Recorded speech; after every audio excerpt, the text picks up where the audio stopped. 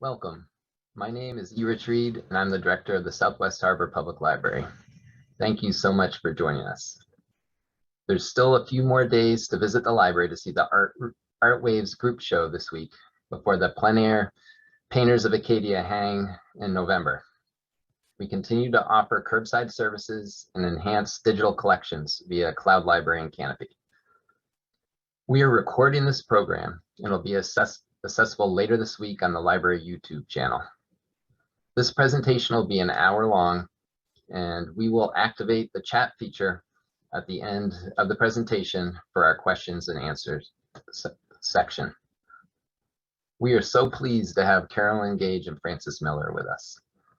Frances is a second-year college student at the College of Atlantic working on an independent study about lesbian history in Mount Desert Island. Carolyn has lived in our community for 5 years, and in addition to being a playwright, she's a performer and a director. She's an author of 9 collections, 83 plays, musicals, and one-woman shows, and specializes in non-traditional roles for women, especially those reclaiming famous lesbians. Carolyn's papers are archived at Smith College, and her plays are at the University of New England Portland campus. Carolyn has previously performed several programs for the library and has inspired donations to help support our programs. We've included the link in our chat if you would like to make a gift and tribute for Carolyn and Frances's efforts tonight. Thank you. So before we get started, I want to take a minute to address some confusion about the meaning of the word lesbian. Lillian Faderman is an American historian whose books on lesbian history and LGBT history have earned critical praise and awards. The New York Times named 3 of her books on their notable books of the year list. Faderman has been referred to as the mother of lesbian history for her groundbreaking research and writings on lesbian culture, literature, and history. And this is what she has to say about the word lesbian. Quote, "It became clear that women's love relationships have seldom been limited to that one area of expression, that is, sexual contact, that love between women has been primarily a sexual phenomenon only in male fantasy literature. Lesbian describes a relationship in which 2 women's strongest emotions and affections are directed toward each other. Sexual contact may be a part of the relationship to a greater or lesser degree, or it may be entirely absent," close quote. And that's from Lillian Faderman. And I just want to say that if one insists there can be no such thing as lesbian history, then one is insisting that lesbians have no past and a people with no past have no future.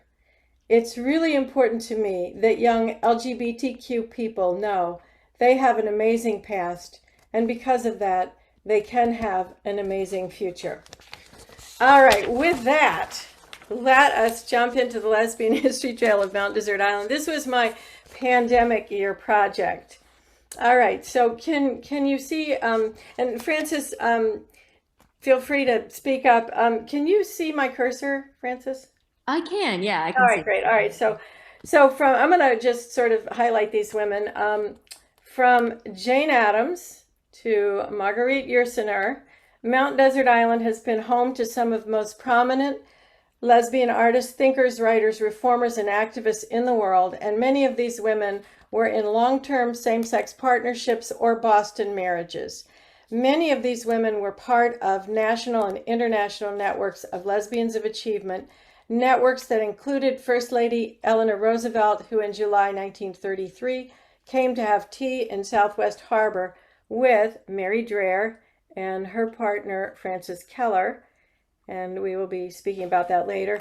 Some of these women were leaders and founders of social justice organizations like Jane Addams and Frances Keller. Some, like Marguerite Yourcenar, the first woman ever accepted into the prestigious Académie Française, were smashers of the glass ceiling. Others, like novelist Ruth Moore, who was offered a lucrative Hollywood contract for 5 pictures, chose to walk away to create their own world on their own terms. Larue Speicher and Louise Gilbert, we have no photo for Louise Gilbert, not for lack of trying, heroines of the civil rights movement, came to the island to heal from the terrifying homophobic and anti-communist witch hunts of the McCarthy era. And then there were women who, recognizing a greatness in their partners, chose to support them in their professional work. Grace Frick conscientiously translated the work of her beloved Marguerite, and Doris Fielding Reed, again, no pictures for her, wrote the biography of her partner, Edith Hamilton. And then, of course, there's the fact of their difference, their Boston marriages, their financial independence, their defiance of social customs and religious doctrine. What did the island make of Natalie Barney dancing at the society balls with her lover, Renee Vivienne? And what did they make of Frances Keller entertaining First Lady Eleanor Roosevelt at Frontal Point, wearing her signature fedora and necktie? The Lesbian History Trail winds past the sites of these women's homes, mansions as well as cabins, but it also walks us through the historical eras as they were manifest on Mount Desert Island.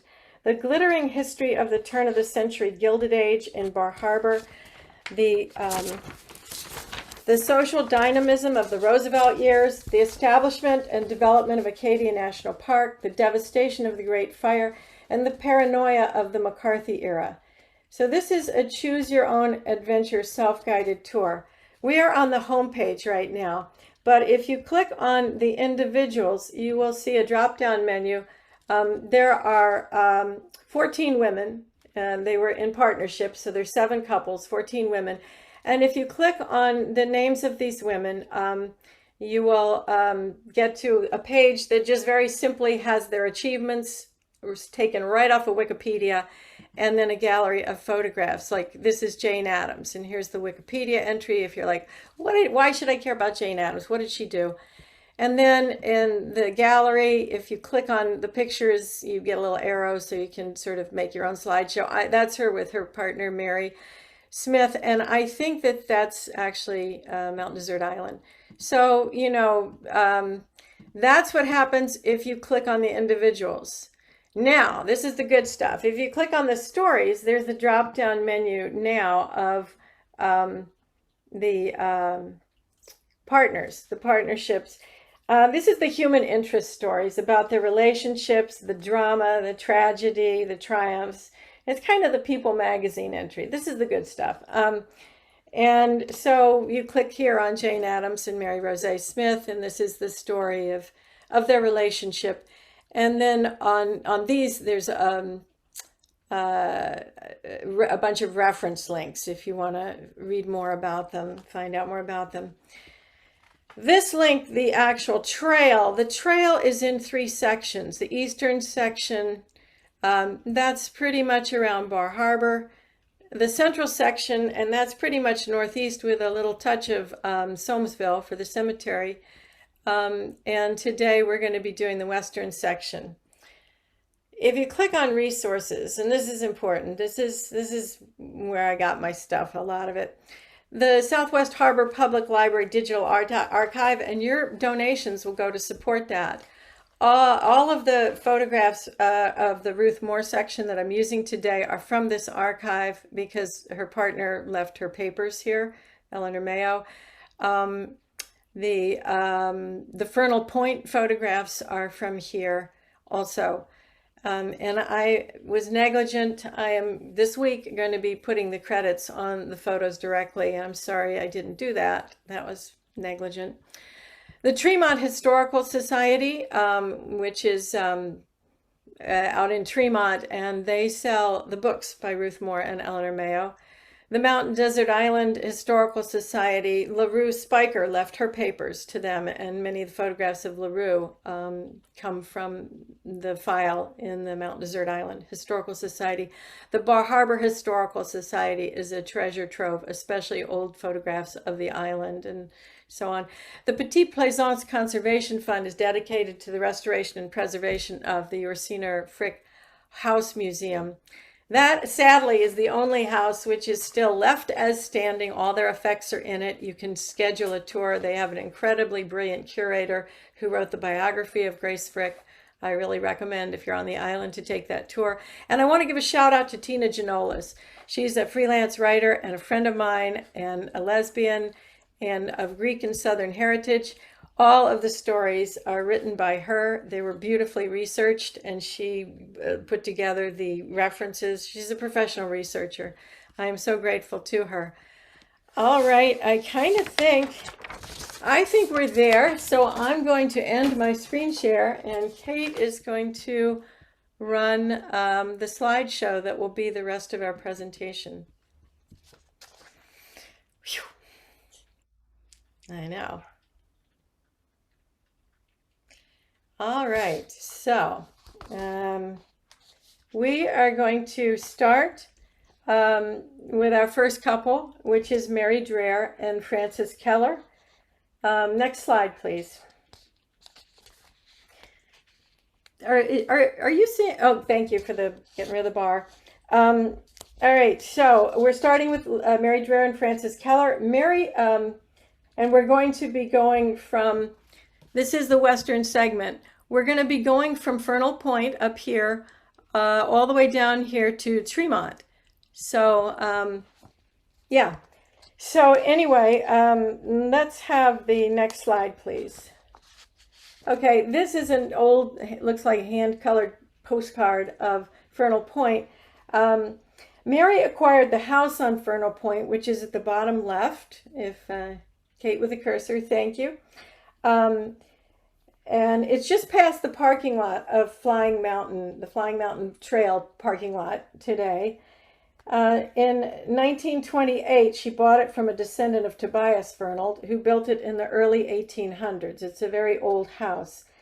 And that's Flying Mountain right behind the house, the lower mountain. And behind that to the left is Saint-Sauveur. And then way in the back is Acadia Mountain. And of course, we're on Somme Sound, which goes right into the ocean, and it's deep water. So next picture, please. Another shot from back in the day, and that is the Dreyer Keller house. Again, the dark mountain behind it, Flying Mountain, and the much higher one behind it, Saint-Sauveur, and off to the right, Acadia Mountain. All right, next slide, please. Top of Flying Mountain. We're looking down on the house now, and if you squint, you can see it at the bottom left corner. It looks kind of ghostly. We just see the roof of it, and that's Connor's Point, the spit of land out there, and yeah, and of course it's Somme Sound. All right, so next slide, please. Aerial view. Okay, you can see Mary's house again off to the left. Left of that, not that one, the one just, yes, there it is, mostly looking at the roof.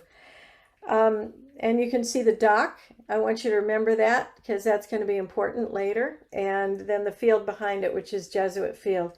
Mary and Francis named their home Valor House in honor of a small group of French Jesuits who were said to have established the Saint-Sauveur mission settlement on Frontal Point in 1613.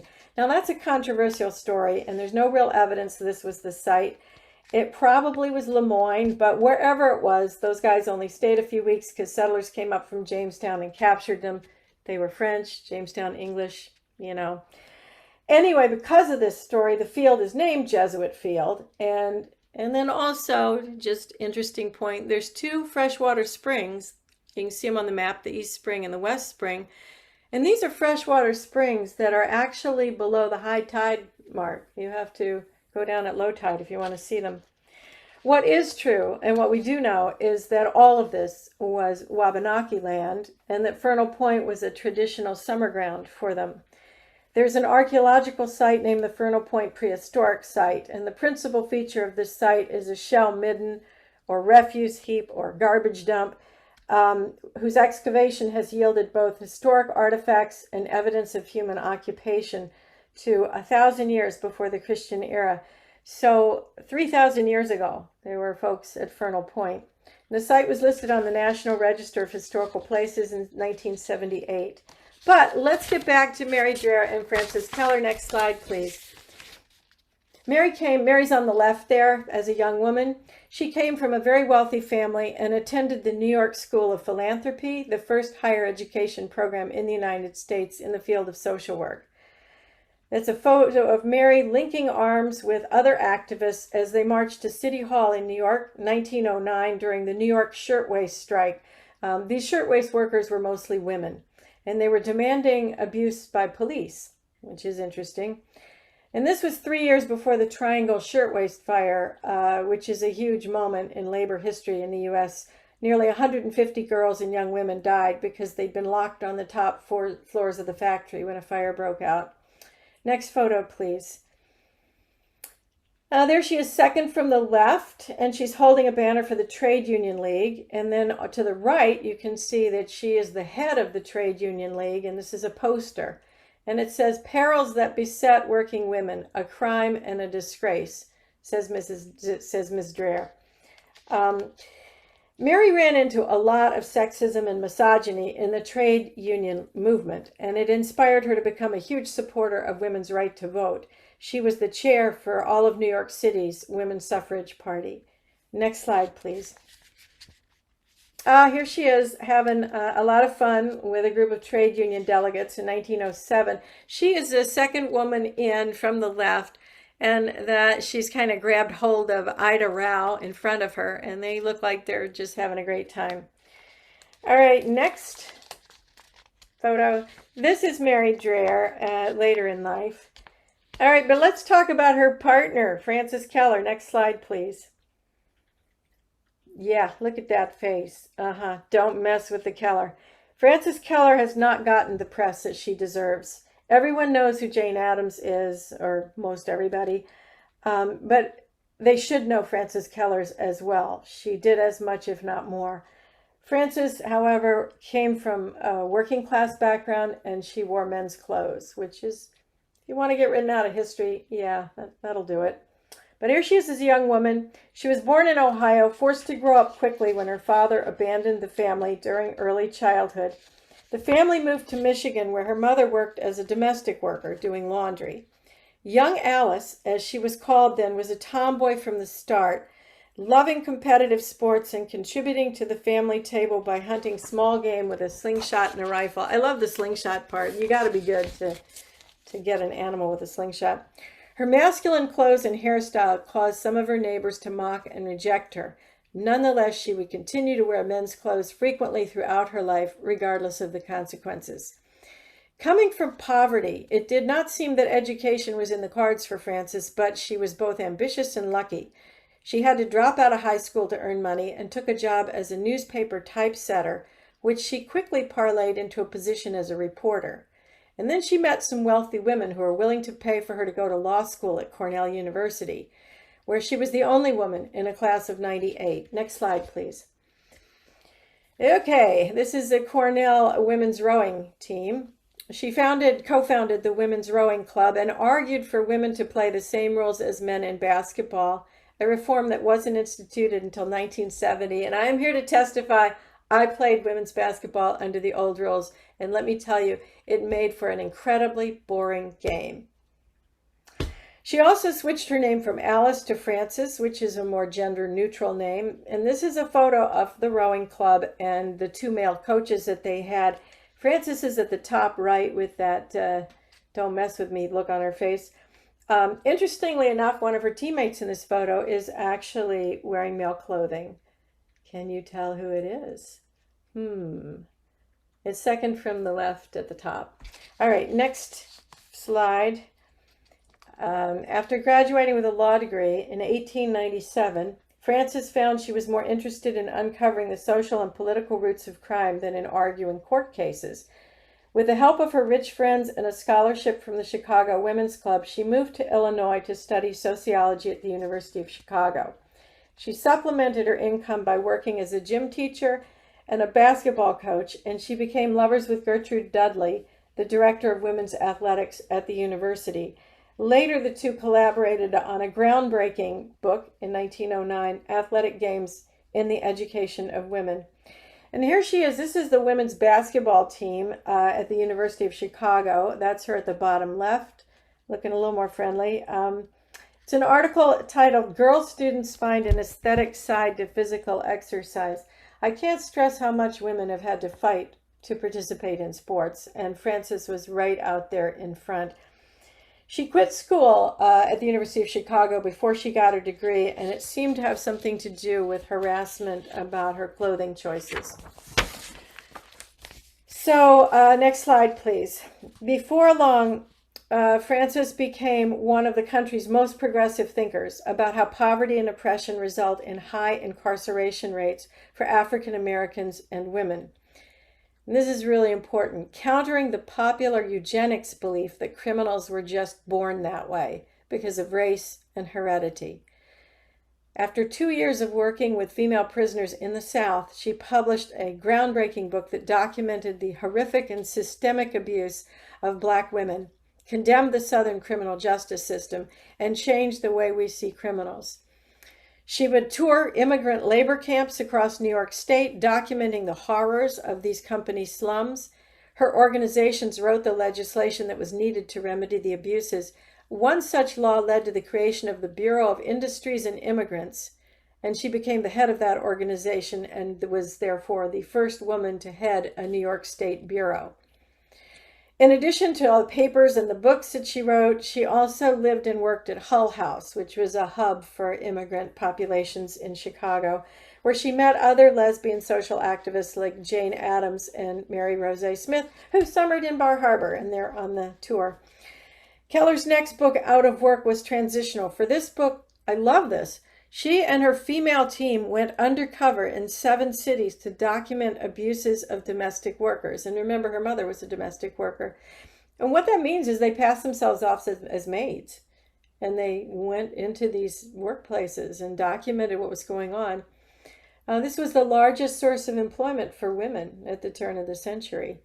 The domestic workers that she was studying and championing were female rural transplants, African American women who had moved north, and recent immigrants into the U.S. As an outgrowth of this work, Keller co-founded the National Urban League. And this was the last book that she wrote that was focused on minority women. After that, she turned her attention to immigrants, which included both men and women. As a state official in charge of Ellis Island immigrants, Keller worked to protect immigrants from the dock to the workplace. I mean, these people got off the boat, many of them not even speaking English, and they were just like low-hanging fruit for people to exploit. She set up her office right across from the docks, literally as they walked off the boat, there she was. And she heard thousands of immigrant fraud cases concerning transportation tickets, currency exchange, hotels, banking, real estate, employment agencies. And she also was fielding trafficked girls, single women without families, stepping off those boats in Ellis Island. People did what they do today. They offer them a great job. Just get in the car with me, and they're never seen again. That kind of trafficking goes on. But Frances was right there when those girls stepped off that boat. Over here. Anyway, her organizations always had an educational and legislative branch. The educational branch saw that thousands of immigrant children were placed in schools. Simultaneously, the legislative branches passed and enforced dozens of employment laws concerning work site, housing, wages, sanitation, worker safety, and so on. All right, so next slide. Yeah, what about the romance? I know, y'all are like, yeah, let's get the good stuff. All right, so in 1903, at the age of 30, while traveling to New York to research her studies on women's employment, she met Mary Dreyer, a suffragist who was, as I said, chair of the suffrage committee and an activist. It was love at first sight. She moved to New York to live with Mary in 1905, and they remained together until Frances died in the early 1950s. This relationship lasted for 45 years. And that's Frances. I think she's driving a Model T. We'd have to swing over to the Seal Harbor Auto Museum to get that verified. All right, next slide, please. Ocean liner going to Europe with Mary and Mary's sister, Margaret, who's at the bottom right, who looks an awful lot like Mary. It kind of makes you wonder if they're twins. Next slide, please. This is a group of women who've driven up to Campobello to hang out with Eleanor Roosevelt. Eleanor is the tall woman to the left. And Frances Dreyer, reasonably short, is the short woman there's 3 women leaning against the car. Frances Dreyer's on the far left, and the middle woman is, Frances Keller on the left. Mary Dreyer, her partner, is the middle woman. Not too sure who the other two are. Next slide, please. Frances was a huge activist for suffrage, and she deserves credit for getting women's suffrage on Roosevelt's platform in 1912. No small feat. She actually helped get suffrage on 2 national presidential campaign platforms. Later, she co-authored a 2-volume analysis of the League of Nations titled Security Against War. And in 1926, she launched the American Arbitration Association, which remains the world's largest international arbitration organization. She served as vice president until she died in 1952. And that year, her organization arbitrated 47 international conflicts. So on top of everything else, she probably stopped a bunch of wars. A final note on her clothing. And here she is in a very tailored suit. And for women who don't like feminine clothing, this has been a historic clothing reform movement issue. I was intrigued by this. You can see there's a vest pocket on this jacket. There's a diagonal vest pocket. It's probably hiding a bust dart, but a bust dart would draw attention to the fact that she has breasts. So it's disguised as a vest pocket. And I thought that was an intriguing choice on her part. And then also, I don't know if you can see this, the detailing here, the button trim on the arm is amazing with these sort of enhanced French buttonholes. I just want to say this is a snappy suit that does a number of gender subversive workarounds. Yeah, she was a sharp dresser. All right, next slide, please. Yeah, here she is on the porch at Frontal Point with 2 other women who, interestingly enough, are also wearing men's clothing. We've got the woman on the left is wearing knickers, and the woman in the middle is wearing overalls. This photo looks to me like it's taken in the late 1920s. Next slide, please. On the porch now with a fly rod, it looks like a fly rod, and a dog, a puppy. All right, next slide, please. On the dock with the canoe, reading a book, and there's an interesting kind of bridge thing. It almost looks like a railroad trestle behind her. I couldn't identify it. Maybe somebody from the island can. I don't think this is Frontal Point. I can't, yeah, probably not. All right, so next slide, please. This is Mary Dreyer on the left, and Frances with her fedora behind her, and there's an unidentified boy holding up a sizable fish, and a fellow to the right, and I don't identify him. The automobile is what they used to call a woody because of the wood paneling on it. It's a sort of early station wagon, and this would date the picture in the mid-1940s. Next slide, please. Ah, there's Frances in a canoe, living the life. And one of the things I love about this, and we'll see this in Larue's story, these women and their faces, the stress in their life and the fight, and those early photos of Frances, she just like came out swinging. And here she is, so happy, so relaxed. These women found so much healing on this island. It says a lot for the island, and it just makes me happy looking at Frances. She died in New York on January 4th, 1952, and Mary remained alone for the rest of her life.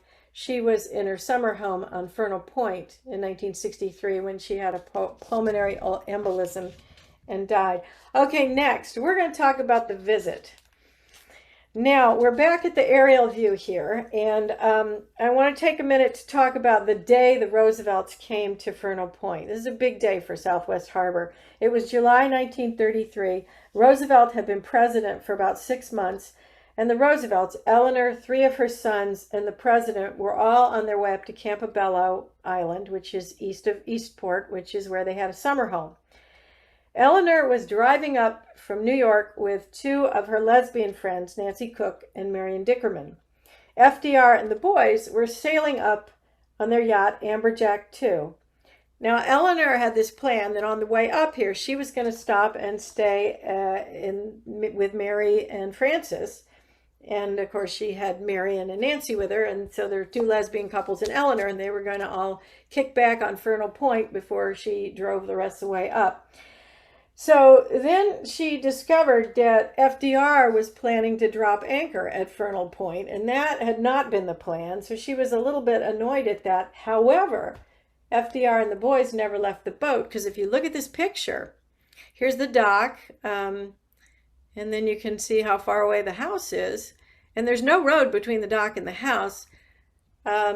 Franklin had contracted polio by now and was using a wheelchair. He would have needed to be carried, I don't know, 1/8 of a mile. Or it was going to be a trek across a field. So he decided to stay on the boat, and the women all came on the boat and said hi to him. But then they had a party back at the house, and the Roosevelt males were all on the boat. All right, so next slide, please. All right, here they are. So, all right, Kate with the pointer. On the left, standing up, is a Roosevelt son, and I think that's a deckhand behind him. Sitting kind of to his right is another Roosevelt son, and then below him is FDR. Yes, son, FDR. Across from FDR is Eleanor Roosevelt. Above her is another one of her sons. To the left of that son, in a beret, is Marion Dickerman. To his right is Mary Dreyer. And to her right is a woman in a round hat that I don't have no idea who that is. In front of that woman with very curly hair is Nancy Cook. And Nancy Cook had spent the World War I over in England. She was a furniture maker, making artificial arms and legs for the boys who had lost their limbs in World War I, which was a lot of them because it was trench warfare. I guess it was similar to furniture making. And then behind her to the right, in the fedora with a huge grin on her face, Frances Keller. All right, next slide, please. Okay, here we are again. Unidentified boy on the left. The front row, we've got Eleanor and FDR and a son. And then the next row with the curly hair, we've got Nancy Cook, the furniture maker, and to her right is another Roosevelt son. And then on the back row with the fedora and the necktie, we can see Frances leaning over to say something, and Mary Dreyer, her partner, is to her right. And to her right is Marion Dickerman. To her right is another Roosevelt son, and then we got the mystery woman in the round hat. All right, so what I wanted to say, I want to say a word about Eleanor at this point in her life. She married Franklin in 1905. She had given birth to 6 children, being pregnant for most of a decade and living in Franklin's home, which was completely run by his mother. Eleanor had almost no say in the running of the household. She also considered herself ill-suited to motherhood, later writing, "It did not come naturally to me to understand little children or to enjoy them." That's a lot when you have 6 kids. 13 years into the marriage, she discovered Franklin had a mistress. These were hard years, and she doesn't hold back when she writes about them. Then in 1933, in her 40s, she fell in love with a woman. Her husband was elected president, and she found herself in a network of unmarried and lesbian women who were very active in social reform, like Mary and Frances and like Marion and Nancy. And Nancy Cook and Marion, who she's traveling with, they had all set up a household together. FDR leased them land on his property for life, and Eleanor built something called the Stone House where they could all live together. Is a private retreat for them. And then the 3 of them also went in together on a factory for building furniture up there in New York. Next slide, please. So, yeah, this is the 3 of them, and they were all living together. And on this trip, they were all driving up together. There's Eleanor and Marion Dickerman and Nancy Cook. Next slide, please. There she is with Nancy Cook. Target practice, learning to shoot. I know, having a good time. Next slide, please. This is Eleanor's girlfriend at the time, Lorena Hickok. They met in 1928. By 1933, they were an item. 3,000 letters between these women have been recently published, leaving no doubt that it was a lesbian partnership. Lorena is really critical when you consider Eleanor's life, her political life. Lorena came from terrible poverty and really fought her way into the field of journalism, a total boys club. She was a real tough woman. She was a whiskey drinking, cigar smoking journalist, and just went wherever she needed to go to get the stories. And she was a huge mentor for Eleanor. She taught Eleanor how to handle the media, how to handle the press. And next slide, please. She is responsible for the fact that Eleanor would have women-only press conferences at the White House, because back in the day, women didn't get the good stories. Women got the stories nobody else wanted, or they wrote the How to Get a Man story, you know. And so when Eleanor started having, this is one of her women-only press conferences, the women got the story. If the paper wanted the press conference covered, they had to send a woman. This was a real proactive thing that Eleanor did as a result of, she called her Lorena Hickok's influence. They also took an interesting road trip right after the president was elected. They took an old Buick and no Secret Service, and they drove all the way up to Maine, up to Presque Isle. Nobody knew who they were. They had fake names. They had a blast. Stayed with a potato farmer in Aroostook. It's a great story. All right, next slide, please. Okay, we're going to have a video of the day that the Amberjack 2 sailed up to Somme Sound, and you'll recognize the shots from the boat. So why don't we just hit the button and we'll click this. Yeah, there's Marion, oh well, who's that? There's Eleanor and her son, Marion Dickerman and Mary Dreyer. There's Mary Dreyer. Hi, everybody. I'm not sure who that is. Oh, that's maybe their boat. And there's FDR with a hat, without a hat. He loved sailing. He absolutely loved sailing. He'd been a Secretary of the Navy, I think. And Eleanor talking to him. And everybody's having a good time. If you look carefully in the back, you'll see a woman in the fedora. There's Frances Keller. She kind of flashes in and out. She's talking to her partner, Mary, back there. Yep. And yeah, Mary having a ball.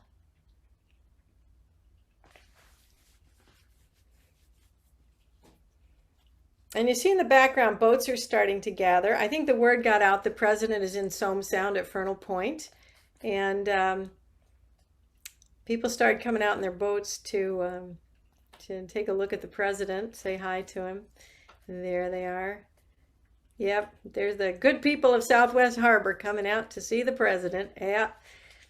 And I think there's a press boat that goes by to, look. Hi, Mr. President. And there's the press boat. All the picture. Maybe it's the Bar Harbor Times has got somebody out there with a camera, maybe. All right, so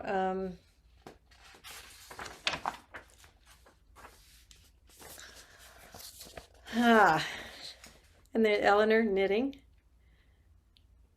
talking to Mary Dreyer. Okay, so I'm now going to pass the torch over to Frances Miller, the COA student. I've had such a blast working with Frances on this. All right, so I'm going to shut up now. It's all yours. Thank you, Carolyn. And I just want to say I've had a blast working with Carolyn too. Well, first and foremost, I can't even begin to say how excited I am to be here. This history, which I really knew nothing of 10 weeks ago, has really grown to mean a lot to me. I am a young lesbian, and I'm in a lesbian relationship just like these women. And it was really like thrilling. It was so thrilling to explore this trail with, you know, Carolyn and my girlfriend. You know, growing up, I didn't really have, you know, stories of lesbian love, let alone real, true stories about historical figures. And I'm sure Carolyn didn't either. But it really just felt invaluable to walk this trail and be in a place where like generations and generations before us of women who love women have walked. And queer history is ever evolving. And I feel very lucky to be a part of telling these stories. But yeah, so anyways, here's a picture of Carolyn and I entering the one little slice of public land on Jesuit Field, where the Amberjack 2 would have sailed in that last video. Next slide, please. So yeah, here's a shot of Jesuit Field. You can see a boat off in the distance taking that same route that FDR would have taken. Next slide. And there's another picture, a lovely picture of the field and the boat. Next slide. So there's Carolyn and I standing in the field. You can see off in the distance, there's that dock that President Roosevelt wouldn't have been able to get up. And you can see a boat right above there. And next slide, please. Here we are having tea, just like how, you know, they would have at that garden party that that they had at the house. Carolyn and I both wish that we could have been there that day, but yeah, so we brought our own tea. Next slide. And there's my partner, Wilson, standing in Jesuit Field in front of Flying Mountain. Next slide. And here's an old picture of that garden party that Carolyn was talking about. Right there in the center of that picture is Miss Eleanor Roosevelt. And those windows behind her, I want you to pay close attention to those windows. So next slide. There she is talking to a gentleman again. There's Miss Eleanor Roosevelt. Next slide. So the property is private, but here we are standing at the sign outside the home. No going on there. Next slide. So there's the house off in the distance. I don't know how well you can see it on your screens, but if you see those little windows on the side of the house, that's not the side of the porch, but they're the same windows as were in those photos from 100 years ago, which I think is just so thrilling. All right. So unfortunately, we weren't able to get onto the property, but we got pretty close, which is great. Next slide, please. So, okay, our next couple is the couple who I have been spending this term doing an independent research project about. Their names are Larue Speicher and Louise Gilbert.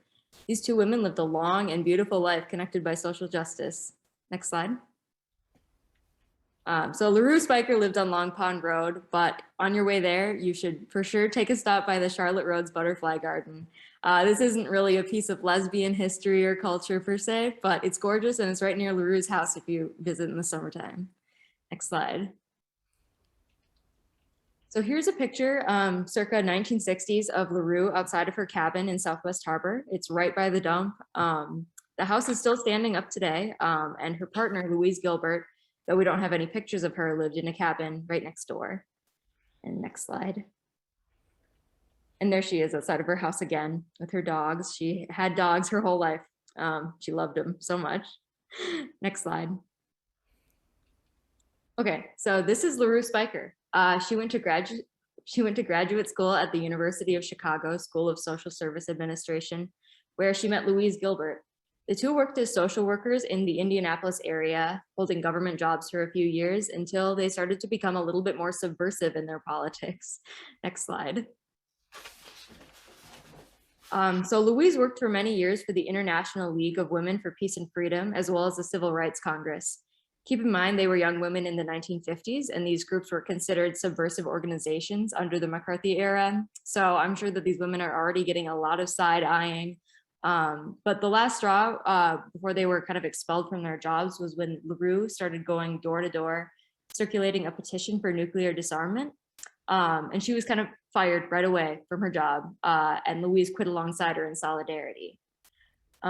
So the two women left Indianapolis after this, and they moved together to Louisville and became partners.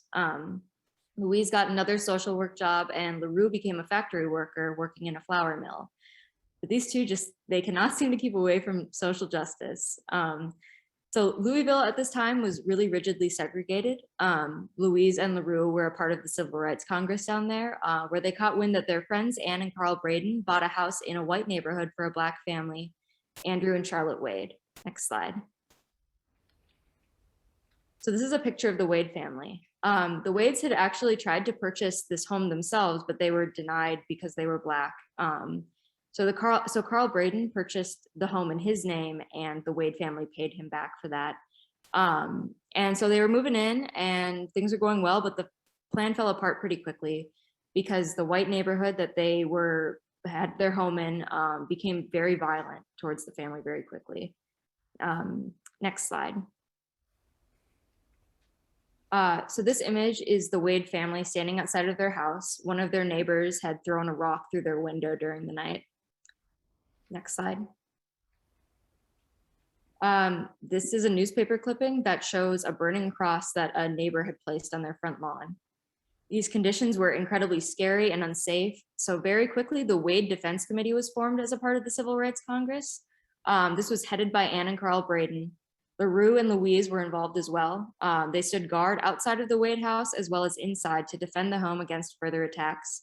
They intended to protect the Wade family, including pregnant Charlotte Wade and their 2-year-old daughter. Next slide. It was not long before a neighbor officially bombed or horrifically bombed the Wade house, nearly destroying most of the home. Luckily, nobody in the family was injured, but it was a terrible, terrible travesty. In this image on the left-hand side, you can see a police officer examining the rubble, as well as Andrew Wade in the second photo, looking at it. Next slide, please.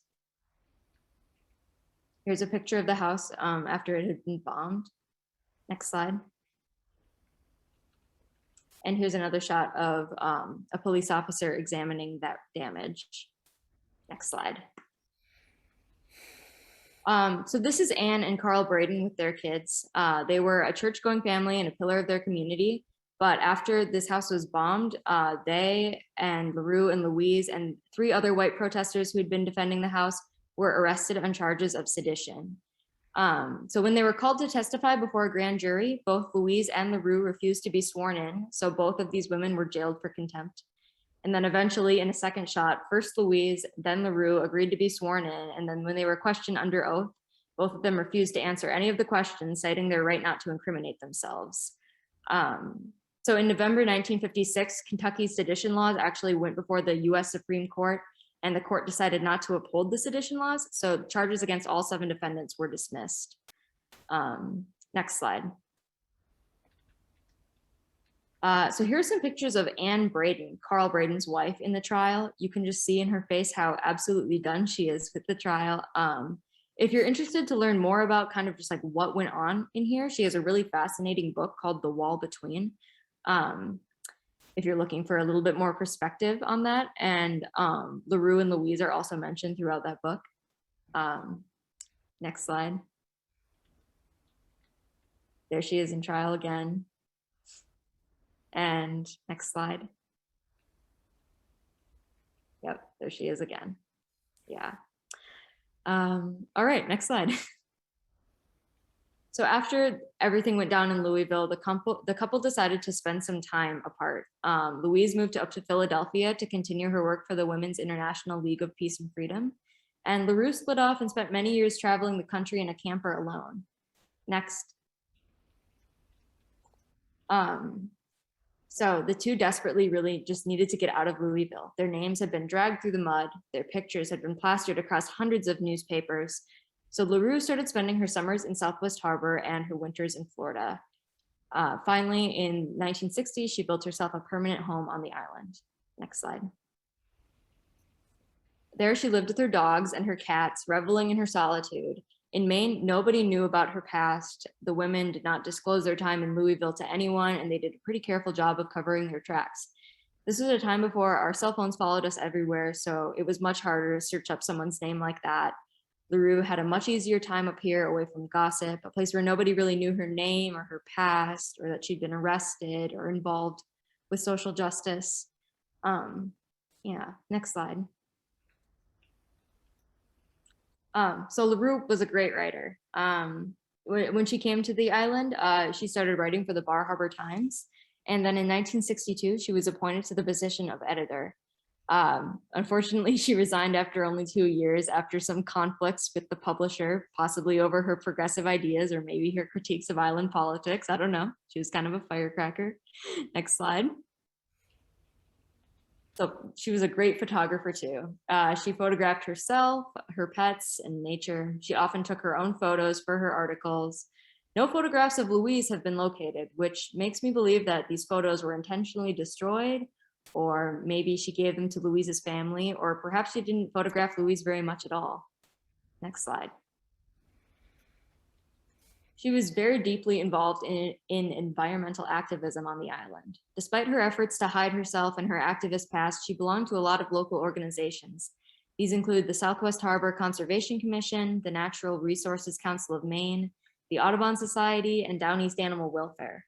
In 1979, she used her great photographs to create an extensive slideshow about land use and the importance of wetlands to the ecology of MDI. She was also a member of the League of Women Voters. Next slide. After Louise retired, she joined Larue on MDI. They did not move in together, perhaps to avoid suspicion, but instead they lived side by side in cabins tucked away in the woods. They lived together in those two houses for a few decades before Louise's death in 1994. Larue suffered a stroke in 1995 and passed away as well. Next slide. If you're interested in specifically their work around the Wade House, you should look up their names on YouTube. Carolyn has uploaded a really fascinating video about them. I believe it's also on the Lesbian History Trail website. These women intentionally kept this fight a secret until it was unearthed by a reporter, and the video just goes really in depth about it. Super fascinating if you want to know a little bit more about that. Next slide. So, okay, we're going back to the map and we're going to go to Southwest Harbor. So next slide. So today, Southwest Harbor applauds her for her bravery, dedicating a bench to her outside of the harbor house. Next slide. There it is. Next slide. It says, in memory of Larue Speicher, who did so much for our town, which is true, but it also could say that she did so much for the world. She did fantastic work in Maine, but she also was working in Illinois and in Indiana and in Louisville, Kentucky. She was all over. Her life is full of hard work, but her work in Louisville is especially remarkable. Next slide. So here's Carolyn and I sitting on the bench out there. And she said something really remarkable to me. She said that when you sit on this bench, you can feel Larue's spirit and her bravery, which I think is just so very true. Next slide. There's my partner and I on the bench. Next slide. Okay, well, I think we're moving on to our next couple. So let's head down to the seawall for the home of Edith Hamilton and Doris Fielding Reed. Next slide. So there's Wilson and Carolyn showing off the seawall. Next slide. And there's a historic picture of Edith and Doris's home. Next slide. And there's what you can see today from the seawall off in the distance right up there. Next slide. Yep, it's right behind my head. There's me and Carolyn standing in front of it. Next slide. So here is a photo of Edith Hamilton at the age of 21. She is a prolific author. Before she was an author, though, she was an educator. And before she was an educator, she was a student. She studied at Bryn Mawr College and also traveled abroad to learn. Edith traveled with her sister, Alice, to Germany to study humanities and classics at Leipzig. But when she arrived, she discovered that women were still not allowed to earn a doctoral degree at that university. So she tried to move her studies to the University of Munich. Edith's sister, Alice Hamilton, was the first female faculty member of Harvard University, and she has a biography where she talks about their time in Germany. She wrote that when Edith was attending her classes at the University of Munich, quote, she was forced to sit on a chair up on the platform beside the lecturer, facing the audience, so that nobody would be contaminated by contact with her. And so, yeah, it's the 1800s, but it's also, you know, she was really fighting an uphill battle. That's crazy. She battled a lot of misogyny, even for the time. And she was really good at persevering. So after her stint in Germany with her sister, she returns to the States. So now enters the girl who would eventually become her lifelong companion, Doris Reed, who regrettably we don't have any pictures of. Well, this couple is fascinating. Their courtship began in a way that was incredibly inappropriate. Edith was nearly 30 years Doris's senior. When this photo was taken, Edith was 21 and Doris hadn't even been born yet. So there's a lot wrong with that when you think about it. It's a huge imbalance of power. At the time that they met, Doris was in elementary school at the Bryn Mawr School for Girls, and Edith was an educator there. Their courtship began around the time that Edith was 16, which is, a little older, but there's still a huge power imbalance here, especially at the point that Doris is under the age of consent. Next slide. So here's an older picture of Edith. So nearly everyone in their lives disapproved of this couple. Edith lost her job at Bryn Mawr, and the family disapproved of her relationship too. Edith ended up feeling pretty alienated from her sisters who, she had felt pretty close with at one point. She was traveling to Europe with them. Her sister Alice wrote a letter to her in which she said, "Because of this affair with Doris, first destroyed your home and now may destroy your work. It all comes back to the Doris affair in the end." So next slide. So now, Edith is feeling kind of like the black sheep of her family. She's banned from her place of work. Her sisters don't want to talk to her. Perhaps because of all of this change, in the summer of 1922, the couple purchased this home at Seawall to escape the crowds. By this time, Doris is in her late 20s, almost early 30s, and Doris is in her late 50s. Next slide. In an interesting move for the time, Edith actually adopted the son of Doris's divorced brother, so Doris's nephew. His name is Dorian. The two women parented Dorian together. Keep in mind, this is like 1920s, so cool. So they put him through homeschool until he was 10, and Edith really instilled a deep love in him for the Greek and Roman classics, even taking the family on a trip to Greece when Dorian was 10 or 11. Shortly after this, Edith published perhaps her most well-known work, The Greek Way. This book was groundbreaking for translating the classical world of academia into the popular vernacular of mainstream America. Edith dedicated this book to her companion, Doris Reed. Next slide. This book was wildly successful, and Edith followed it with a string of more books such as The Roman Way and Mythology. If you studied Greek mythology in high school, it's likely thanks to Edith Hamilton. She did some fantastic work in improving accessibility to these stories in America. And there's Carolyn with her copy of mythology in her home library. Next slide. So now Doris, on the other hand, had become a stockbroker. However, she was hired in the year 1929, which was just a terrible year for finance. It was the year the great crash on Wall Street. So thankfully, the Greek Way had been successful enough to give the women a comfortable life despite the rise of the Great Depression. But man, just what awful luck. Next slide. So towards the end of her life, Edith visited Athens to hear her translation of Prometheus at the ancient Odeon Theater. There she was awarded the Golden Cross of the Order of Benefaction, which is Greece's highest honor, by King Paul of Greece. The mayor of Athens also made her an honorary citizen of the city. Edith called this the proudest moment of her life. And there she is in Athens accepting that award. Next slide. So she passed away shortly after this. In 1963, Doris Reed published a book called Edith Hamilton, An Intimate Portrait. Doris passed away 10 years later. These women are buried together at Cove Cemetery in Hadlime, Connecticut, with Edith's family. Their adopted son, Dorian, inherited the house at Seawall and built model boats on the island until his death in 2008. All right, I think I'm turning it back over to Carolyn to finish us off. Okay, next slide. Yes, we are getting back on our imaginary vehicle. I wish we could have, taken a real vehicle from the Seal Cove Auto Museum. That would have been fun. And we're heading on down toward Bass Harbor for the last couple that we're going to be talking about. We're going to Bass Harbor where Ruth Moore and Eleanor Mayo built their home. Next, please. Next slide.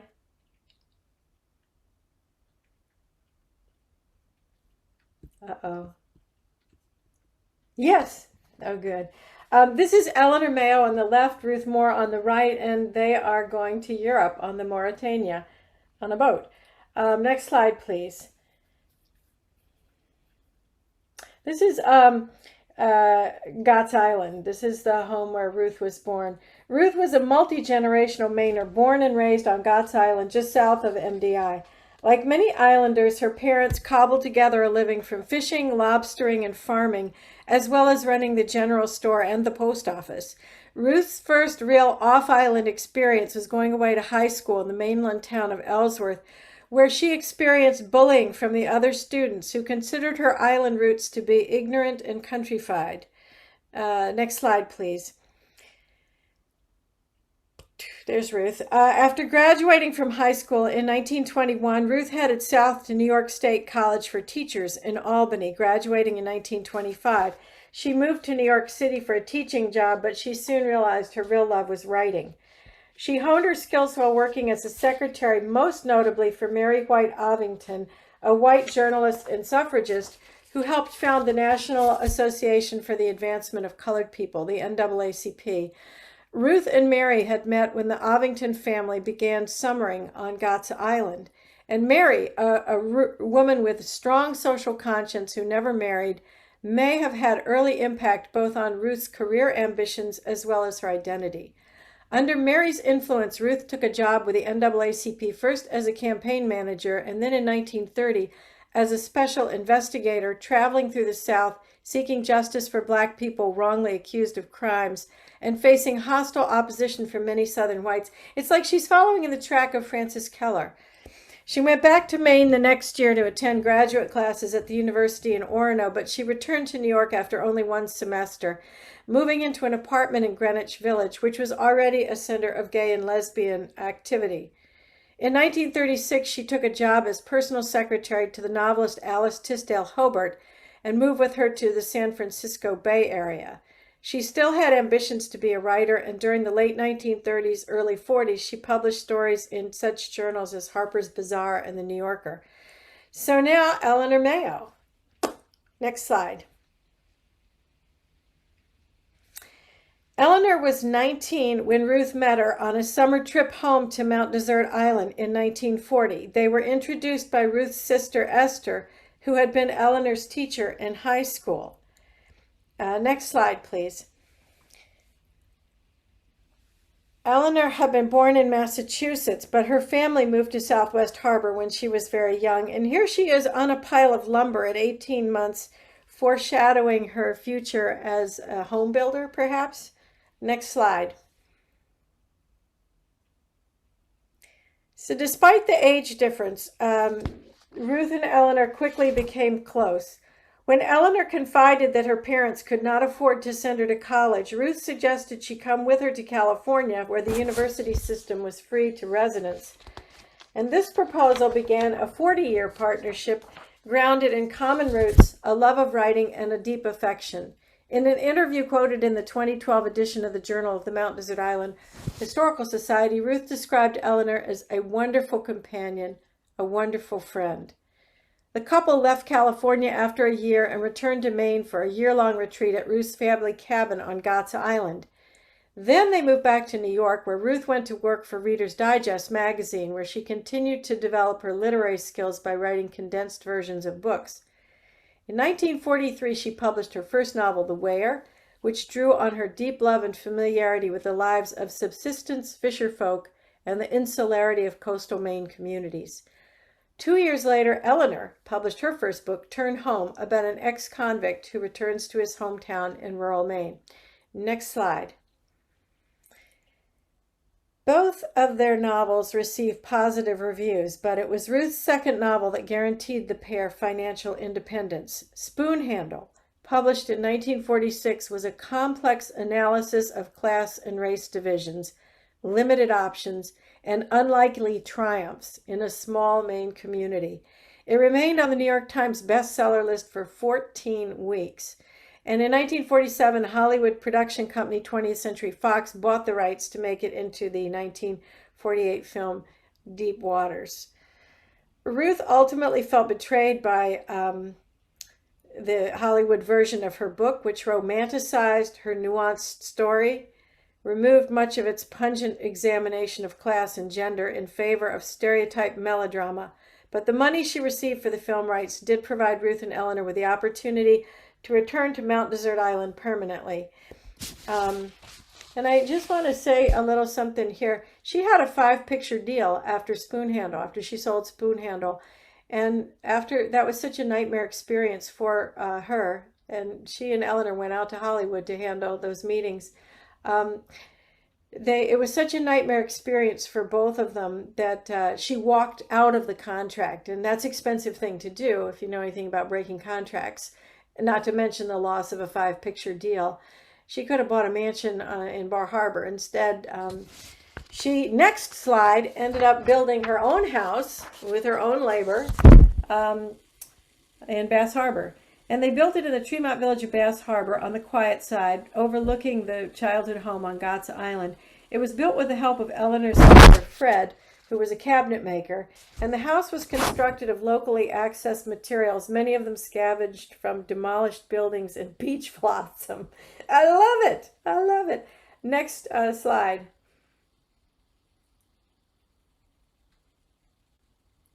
And this is Ruth. I like to think this was not her house. This looks like a house where she scavenged lumber. And she's sitting in the window of a pretty beat up looking windowsill there. Next slide, please. And there is the finished house from the shore side. Living in warm domesticity with 2 coon cats and frequent visits from the extended family, Ruth and Eleanor both continued to write, Ruth producing more than a dozen novels, 3 books of poetry, and numerous short stories, and Eleanor publishing 4 more novels. None of Ruth's later books made it to Hollywood, as I said, and I think that Eleanor had a picture made. Anyway, over the years, next slide, please. And here we see them as older women. Ruth and Eleanor became an active part of the MDI community. Ruth served several terms on the school board, and Eleanor was the first woman elected as a selectman in Tremont's local government, as well as serving as a tax assessor for a number of years. They maintained an active social life with other same-sex couples, both within the MDI community and beyond. Among their close friends and frequent visitors were modernist landscape painter Chenoweth Hall and her partner, novelist Miriam Colwell. In 2004, Ruth and Eleanor's Tremont home was listed in the National Register of Historic Places. During the late 1970s, Eleanor was diagnosed with brain cancer, and Ruth lovingly cared for her at home for several years. Eleanor died at the age of just 61. There was a revival and republication of Ruth's works by Maine bookstore owner and publisher Gary Lawless, which renewed Ruth's creative energies toward the end of her life. And after her death in 1989, Gary's Blackberry Press released a volume of her last poems, The Tired Apple Tree.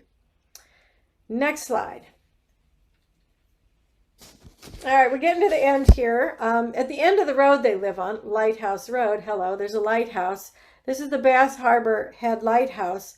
I do not recommend anybody go there. Seriously, just on cyberspace. It is way too crowded. It has a way too small parking lot. The National Park is working on it. You can find yourself in a line of traffic for a long time and you didn't want to be there and you can't turn around. So look at it online. And this is maybe how it looked when they started building their home in the 1940s. Next slide, we'll see a picture of what it looks like today. And there it is today. So we're actually going to end the tour in Tremont. Next slide. At the Tremont Historical Society. Yeah, we're coming down here to the Tremont Historical Society and Country Store Museum at number 4 Granville Road in Bass Harbor. Next slide. This is open from July 4th to Indigenous Peoples Day on October 11th. The store has a store has existed on this site since 1879 when the first general store was opened here by Perry Richardson.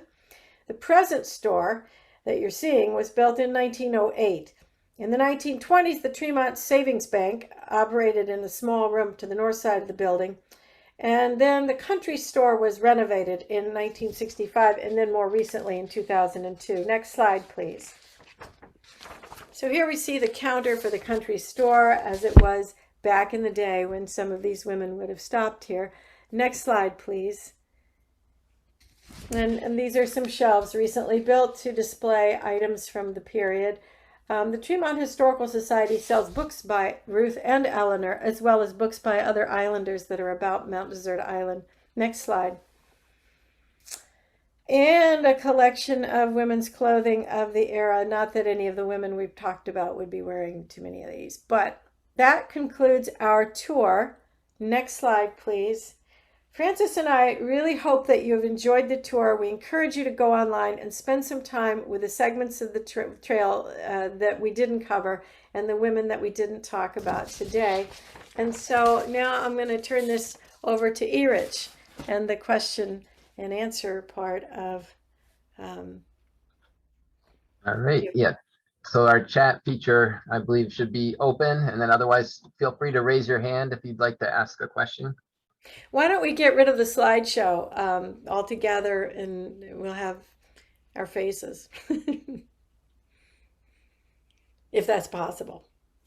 Just saying. Yay! By the way, Kate McMullen, thank you. She's doing a marvelous job on the tech here. Absolutely. Yeah, Big hand! Yay, Kate! Thank you. Up on the screen for a second and say hi. Thank you. Yeah. Oh, really, really, really. Yeah. So I believe the chat is open now, and if people have a question that they want to type in, we'll be happy to talk about it. All right. So we've got Ruby has a question.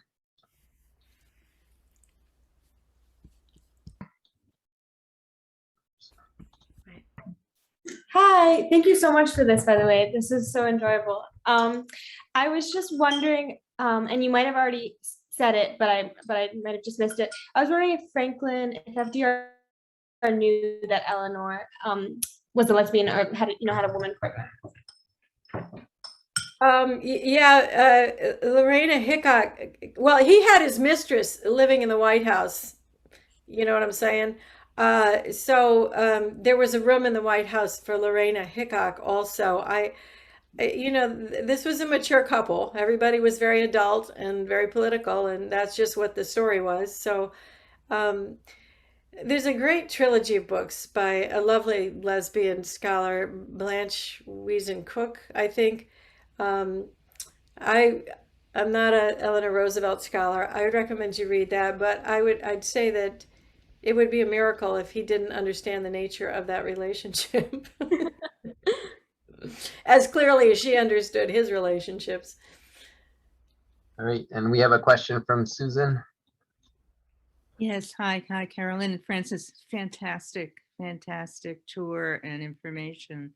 I did want to point out that the two Dreyer houses on Frontal Point are still in the Dreyer family. The yellow house on the point and the white house. The Mary Dreyer left the yellow house, I believe, to her nephew, who is long deceased, John Dreyer, and it's now owned by his daughter, Susan Dreyer. The White House, I believe Mary Dreyer gave to a member of the Williams family, so it's not a Dreyer, but it's a connected person. Also, I was thinking, because I know a lot about Frances Perkins, who is from Maine, and Frances Perkins was also part of this activist, social justice, leadership, and I believe she also slept. Frances Perkins slept here. She also slept in one of those front windows that we saw at the Tea Party. I don't know that she was at the Tea Party, but at other occasions. Mary Dreyer, I believe, was one of her, funders. I mean, these wealthy women like Mary Dreyer were helping out other women who didn't come from that money to do their work that they had in common. And I think Frances Perkins was at Mary Dreyer's at the time of the Triangle Fire, and then they all ran out to watch the fire. They were so close. Yeah, I remember that they stood on the sidewalk and watched the women. They were watching, together. Yeah. So. But Jane Addams, who had the summer place over in Bar Harbor on Lookout Point, she used to say, I can raise more money in one summer in Bar Harbor than a whole year in Chicago. Well, we all feel that way. It was exactly what you're talking about. We all feel that way. They're all in the same room, And just to do a shout out for the library, I did buy a book at the last library book sale, which was in August, Southwest Harbor Library. And the book I bought was a first edition of Jane Addams' 20 Years at Hull House. I could not believe it. So I'm reading it. And her father was a contemporary of Abraham Lincoln in Illinois, which is just unbelievable too to me. But anyway, I thank you. It's just, this is like, I'm swooning over all this. Thank you. I actually have a play about Jane Addams called Jane Addams and the Devil Baby from a story that's in that book. And at the time when I wrote it, the Hull House was way too homophobic to deal with the reality of Jane's life. Oh, And it was wow. very gratifying when they Oh, wow. contacted me decades later to produce it. It was like, yes. Fantastic. That's fantastic. Thank you. All right. And Anne has a question.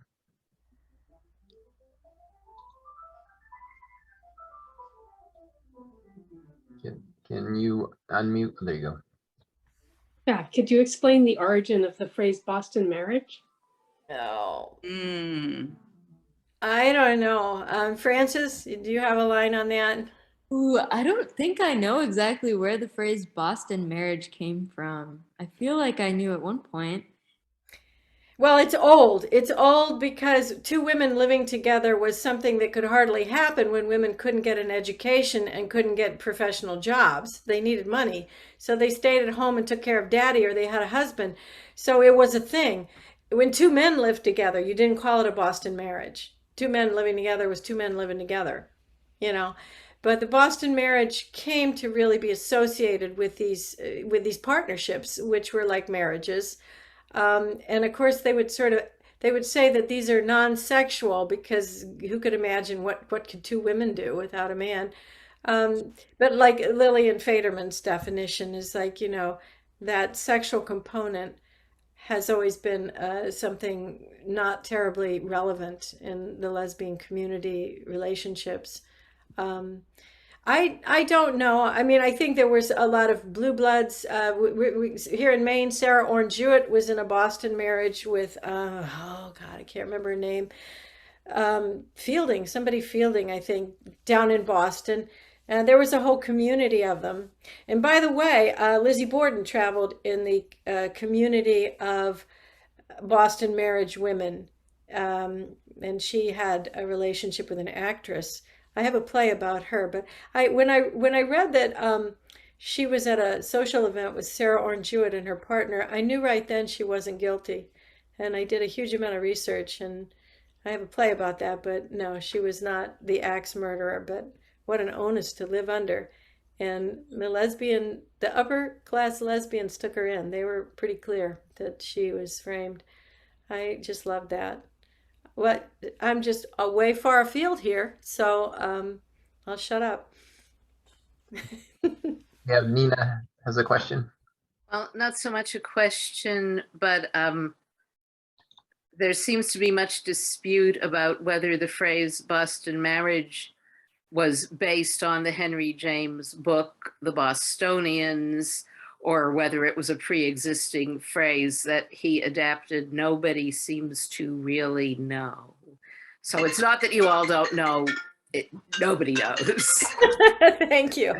Thank you, this has been great. All right, Lynn.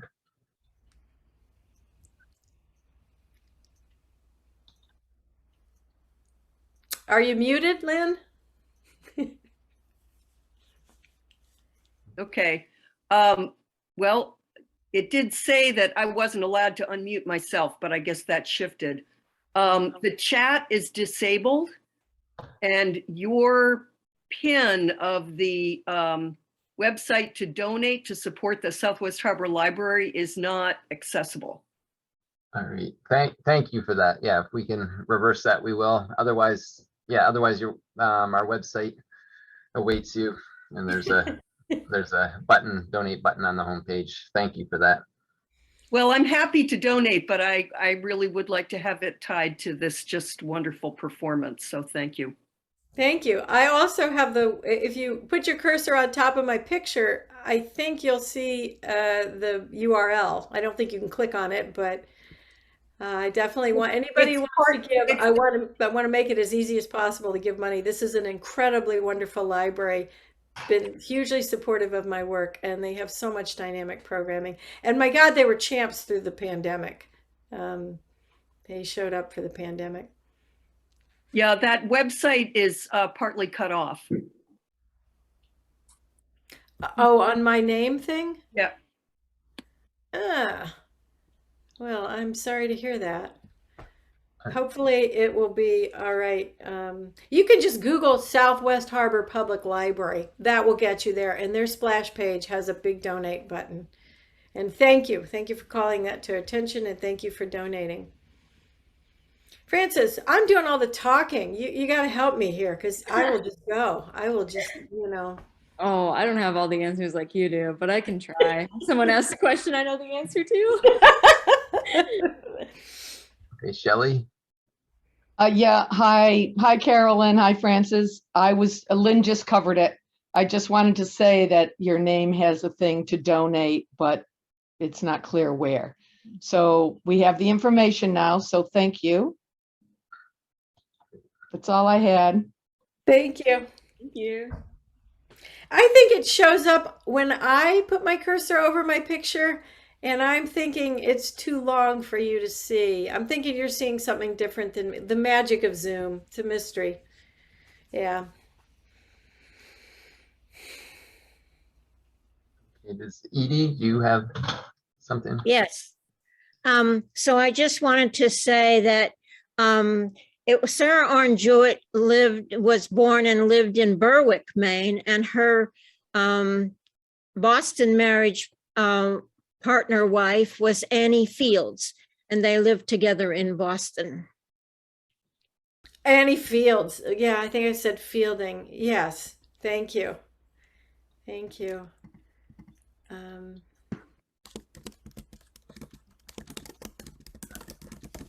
right, Lesbian Pulps. Yeah.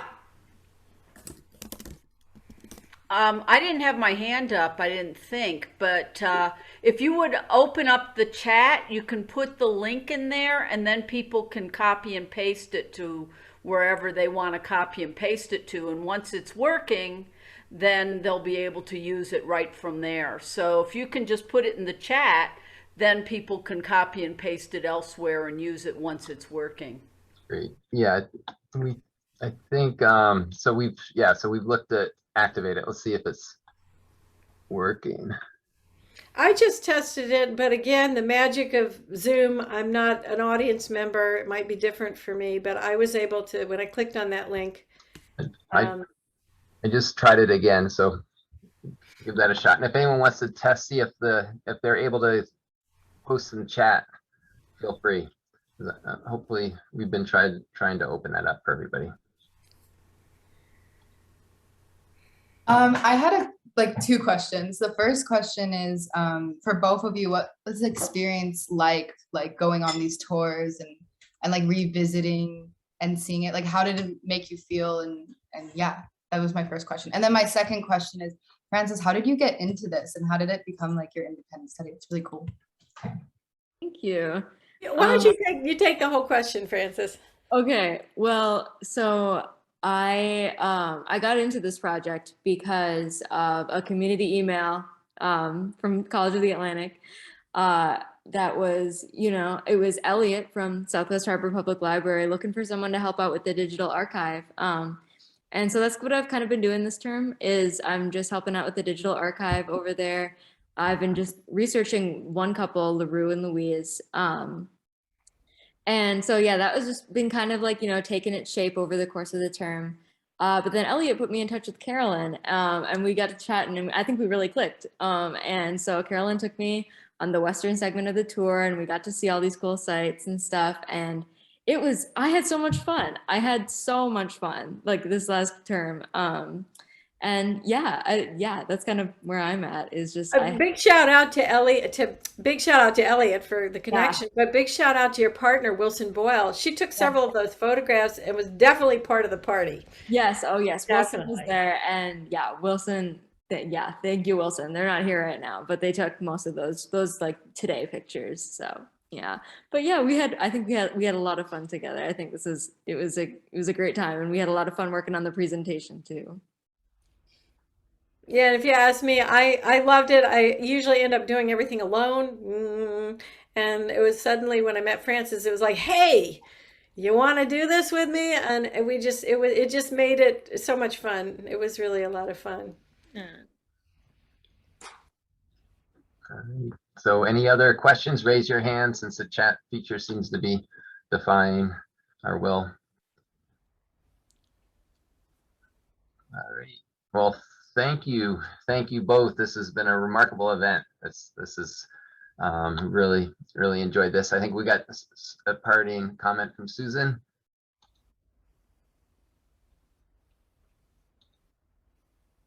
Muted? The Jesuit Field Park area is not that small, actually. So it's a whole hill. It goes almost from the dock to the left as you look at the water, and then down the hill. So, I mean, it's not a huge amount of land, but it's not just a little path. Is the dock part of the public thing, or is it private? The dock belongs to the house that's up on that hill, the Perkins house, the Zinser house. And they've been there during all of this also. That house was built in 1930, and this family has lived in that house since 1939. Wow. But the dock, it belongs to the Zinsers, the Perkins family. But if you're looking at the water, facing the water, it's to the left of the dock and down the hill. So there's quite a bit of walking area there, or dog running or whatever. Is the beach does it access the beach? I didn't know if the beaches are private either. First of all, I don't think that the Zinsers, you would be right in front of the Zinser property, and they don't care. You can roam around on. This is what she's talking about, the Jesuit field here, you know, which goes from the dock, like she says, from the left of the dock up to the road up there. Yeah. Yeah. Thank you, Kate. Lovely. Yeah. All right, great. Well, we'll follow up with a link to the recording, and we'll also send a link to the library's ways to give to all registrants. So thank you. So thank you all on that. And, all right. Well, again, thank you everybody for coming out. This is an amazing event. And thank you, Frances and Carolyn, for your efforts. You can see like some of those missing photos, you know, it's like, yeah, it's so good to be, you know, doing this research and preserving and finding what we can. So thank you. Thank you.